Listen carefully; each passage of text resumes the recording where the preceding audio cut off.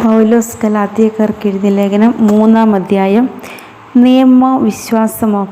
ഭോഷന്മാരായ ഗലാത്യക്കാരെ, യേശുക്രിസ്തു നിങ്ങളുടെ കൺമുമ്പിൽ ക്രൂശിതനായി ചിത്രീകരിക്കപ്പെട്ടിരിക്കെ നിങ്ങളെ ആരാണ് ആഭിചാരം ചെയ്തത്? ഇതുമാത്രം നിങ്ങളിൽ നിന്ന് അറിയാൻ ഞാൻ ആഗ്രഹിക്കുന്നു. നിങ്ങൾ ആത്മാവിനെ സ്വീകരിച്ചത് നിയമത്തിന്റെ അനുഷ്ഠാനത്താലോ അതോ വിശ്വാസത്തിൻ്റെ അനുസരണം നിങ്ങളോട് പ്രഘോഷിക്കപ്പെട്ടത് വിശ്വസിച്ചതുകൊണ്ടോ? ആത്മാവിൽ ആരംഭിച്ചിട്ട് ഇപ്പോൾ ശരീരത്തിൽ അവസാനിപ്പിക്കുവാൻ മാത്രം ഭോഷന്മാരാണോ നിങ്ങൾ സഹിച്ചവ എത്രയും വൃത്യമായിരുന്നുവോ? തീർത്തും വൃത്യം. നിങ്ങൾക്ക് ആത്മാവിനെ നൽകുകയും നിങ്ങളുടെ ഇടയിൽ അത്ഭുതങ്ങൾ പ്രവർത്തിക്കുകയും ചെയ്യുന്നവൻ അങ്ങനെ ചെയ്യുന്നത് നിങ്ങളുടെ നിയമാനുഷ്ഠാന നിമിത്തമോ അതോ നിങ്ങളോട് പ്രഘോഷിക്കപ്പെട്ടത് വിശ്വസിച്ചതുകൊണ്ടോ? അബ്രഹാം തന്നെയും ദൈവത്തെ വിശ്വസിച്ചു, അത് അവന് നീതിയായി പരിഗണിക്കപ്പെട്ടു.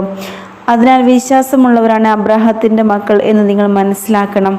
വിജാതിയരെ വിശ്വാസം വഴി ദൈവം നീതീകരിക്കുമെന്ന് മുൻകൂട്ടി കണ്ടതുകൊണ്ട് വിശുദ്ധ ഗ്രന്ഥം നിന്നിൽ ജനതകളെല്ലാം അനുഗ്രഹീതരാകും എന്ന സത്വാർത്ത നേരത്തെ തന്നെ അബ്രാഹത്തെ അറിയിച്ചിട്ടുണ്ട്.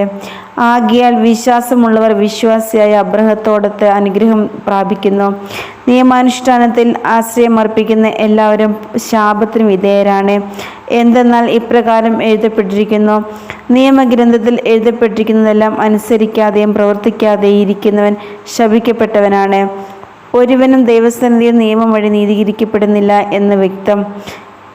എന്തെന്നാൽ നീതിമാൻ വിശ്വാസം വഴിയാണ് ജീവിക്കുക, നിയമത്തിന് അടിസ്ഥാനം വിശ്വാസമല്ല. എന്തെന്നാൽ അവ അനുഷ്ഠിക്കുന്നവൻ അവ വഴി ജീവിക്കും. ക്രിസ്തു നമ്മെ പ്രതി ശപിക്കപ്പെട്ടവനായി തീർന്നതുകൊണ്ട് നിയമത്തിൻ്റെ ശാപത്തിൽ നിന്ന് നമ്മെ രക്ഷിച്ചു. എന്തെന്നാൽ മരത്തിൽ തൂക്കപ്പെടുന്നവൻ ശപിക്കപ്പെട്ടവനാണ് എന്ന് എഴുതിയിരിക്കുന്നു. അബ്രാഹത്തിന് ലഭിച്ച അനുഗ്രഹം യേശു ക്രിസ്തു വഴി വിജാതീയരിലേക്കും വ്യാപിക്കേണ്ടതിനും ആത്മാവിൻ്റെ വാഗ്ദാനം വിശ്വാസം വഴി നമ്മൾ പ്രാപിക്കേണ്ടതിനും ആണ് ഇപ്രകാരം സംഭവിച്ചത്. നിയമവും വാഗ്ദാനവും. സഹോദരരെ, മനുഷ്യ സാധാരണമായ ഒരു ഉദാഹരണം പറഞ്ഞാൽ, ഒരുവൻ്റെ ഉടമ്പടി ഒരിക്കൽ സ്വീകരിച്ചതിന് ശേഷം ആരും അത് അസാധുവാക്കുകയോ അതിൽ എന്തെങ്കിലും കൂട്ടിച്ചേർക്കുകയോ ചെയ്യാറില്ല. വാഗ്ദാനങ്ങൾ ലഭിച്ചത് അബ്രാഹത്തിനും അവൻ്റെ സന്തതിക്കുമായിട്ടാണ്. പലരെ ഉദ്ദേശിച്ച് സന്തതികൾക്ക് എന്ന് അതിൽ പറഞ്ഞിട്ടില്ല. പ്രത്യുത ഒരുവനെ ഉദ്ദേശിച്ച് നിന്റെ സന്തതിക്ക് എന്നാണ് പറഞ്ഞിരിക്കുന്നത്. അത് ക്രിസ്തുവിനെ ഉദ്ദേശിച്ചാണ്. ഞാൻ പറയുന്നത് ഇതാണ്: 430 വർഷങ്ങൾക്ക് ശേഷം നിലവിൽ വന്ന നിയമം ദൈവം പണ്ട് തന്നെ സ്ഥിരീകരിച്ച ഉടമ്പടിയെ, വാഗ്ദാനത്തെ നീക്കിക്കളയത്തക്ക വിധം അസാധുവാക്കുകയില്ല. എന്തെന്നാൽ പാരമ്പര്യാവകാശം നിയമത്തിൽ നിന്നാണ് ലഭിക്കുന്നതെങ്കിൽ അത് ഒരിക്കലും വാഗ്ദാനത്തിൽ നിന്നായിരിക്കുകയില്ല. എന്നാൽ ദൈവം അബ്രാഹത്തിന് അത് നൽകിയത് വാഗ്ദാനം വഴിയാണ്. പിന്നെന്തിനാണ് നിയമം? വാഗ്ദാനം സിദ്ധിച്ചവന് സന്തതി ലഭിക്കുന്നതുവരെ പാപങ്ങൾ നിമിത്തം നിയമം നൽകപ്പെട്ടു.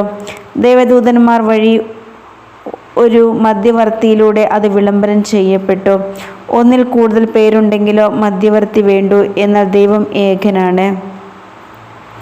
നിയമത്തിൻ്റെ ഉദ്ദേശം. അങ്ങനെയെങ്കിൽ നിയമം ദൈവത്തിൻ്റെ വാഗ്ദാനങ്ങൾക്ക് വിരുദ്ധമാണോ? ഒരിക്കലുമല്ല.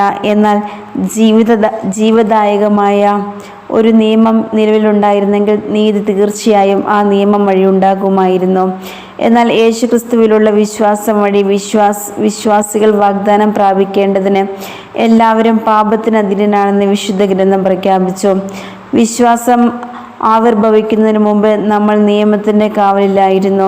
വിശ്വാസം വെളിപ്പെടുന്നതുവരെ നിയന്ത്രണാധീനരായി കഴിയുകയും ചെയ്തു. തന്നിമിത്തം നമ്മൾ വിശ്വാസത്തെ നീതീകരിക്കപ്പെടേണ്ടതിന് ക്രിസ്തുവിൻ്റെ ആഗമനം വരെ നിയമം നമ്മുടെ പാലകനായിരുന്നു. ഇപ്പോഴാകട്ടെ വിശ്വാസം സമാഗതമായ നിലയ്ക്ക് നമ്മൾ പാലകന് അധീനരല്ല. പുത്രത്വവും അവകാശവും. യേശു ക്രിസ്തുവിലുള്ള വിശ്വാസം വഴി നിങ്ങളെല്ലാവരും ദൈവപുത്രന്മാരാണ്. ക്രിസ്തുവിനോട് ഐക്യപ്പെടാൻ വേണ്ടി സ്നാനം സ്വീകരിച്ചിരിക്കുന്ന നിങ്ങളെല്ലാവരും ക്രിസ്തുവിനെ ധരിച്ചിരിക്കുന്നു. യഹൂദനെന്നോ ഗ്രീക്കുകാരനെന്നോ അടിമയെന്നോ സ്വതന്ത്രനെന്നോ പുരുഷനെന്നോ സ്ത്രീ എന്നോ വ്യത്യാസമില്ല. നിങ്ങളെല്ലാവരും യേശു ക്രിസ്തുവിൽ ഒന്നാണ്. നിങ്ങൾ ക്രിസ്തുവിനുള്ളവരാണെങ്കിൽ അബ്രാഹത്തിന് സന്തതികളാണ്, വാഗ്ദാനം അനുസരിച്ചുള്ള അവകാശികളുമാണ്.